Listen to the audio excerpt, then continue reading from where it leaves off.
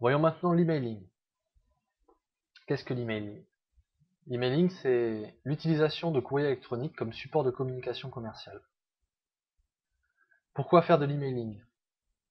Développer sa notoriété, trouver de nouveaux visiteurs qui deviendront potentiellement de nouveaux clients, fidéliser vos visiteurs et vos clients, étudier les besoins de vos visiteurs et de vos clients.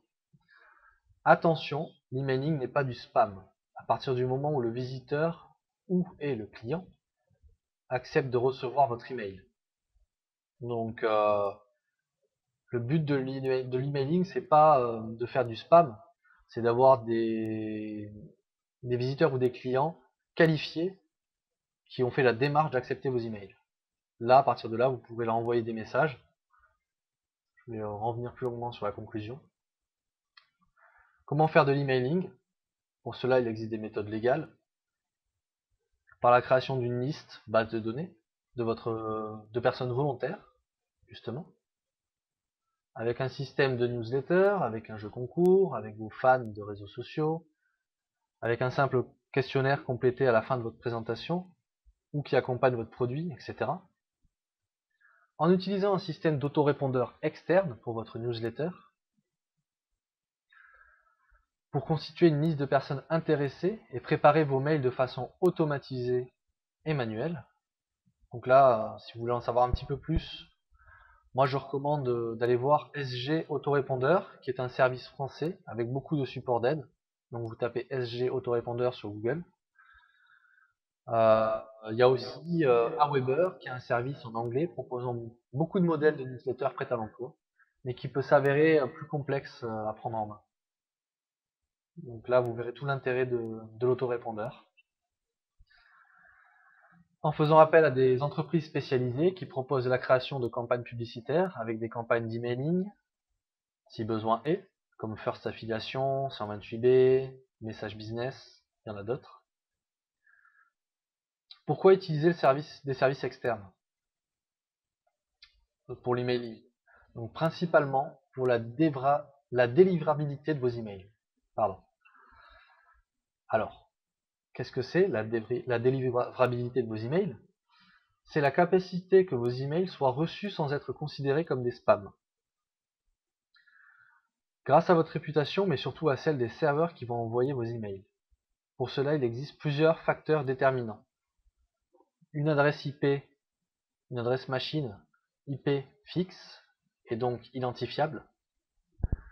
L'ancienneté sur Internet de la machine et donc de l'adresse IP. Le taux d'ouverture de vos emails. Le taux de clic de vos emails. La bonne construction au format texte ou HTML de vos emails pour être lisible sur un maximum de webmails. Le lien de désinscription à votre liste intégré dans chacun de vos emails. Un titre pertinent, un objet de message clair, une adresse email de réponse valide, etc. Donc il y a vraiment des facteurs déterminants qui vont faire que vos emails ne vont pas se retrouver dans les spams, en fait, tout simplement, quoi. Ensuite, passer par des professionnels reconnus vous assurera donc une meilleure délivrabilité. Néanmoins, vous aurez aussi votre part du travail à bien effectuer pour augmenter cette délivrabilité comme indiqué. En demandant au moins l'email, voire plus d'informations, pour pouvoir personnaliser votre message et qualifier vos offres. Donc ça, dans l'emailing, on peut demander simplement un email pour envoyer des offres. On peut aussi ajouter un prénom, un nom, un téléphone, une activité, une date anniversaire, etc. Et toutes ces informations, en fait, on va pouvoir les utiliser, que ce soit dans votre liste email, dans vos newsletters, pour envoyer un mail, par exemple, pour fêter un anniversaire. Ou alors pour rappeler un client qui est intéressé, qui vous suit depuis longtemps, qui a besoin de plus d'informations. Ou alors pour envoyer des mails ciblés en fonction de l'activité de votre lecteur. Donc voilà, c'est très important de pouvoir comme ça avoir plusieurs champs, pouvoir cibler vraiment tous les mails qu'on va envoyer. En demandant l'autorisation de recevoir vos offres promotionnelles. Donc en fait, voilà, ça c'est ce qu'on appelle l'opt-in. C'est souvent un petit bouton à cocher que vous voyez quand vous inscrivez sur des listes email ou quand vous inscrivez sur n'importe quel site. Et cela permet justement au propriétaire du site de vous envoyer sa newsletter et des pubs d'offres promotionnelles avec votre accord. Et en demandant l'autorisation de recevoir donc des offres promotionnelles des partenaires. En faisant des partenariats avec des personnes qui disposent déjà d'une liste email qualifiée. Si vous n'avez pas de liste email, ou si la vôtre est trop petite par exemple.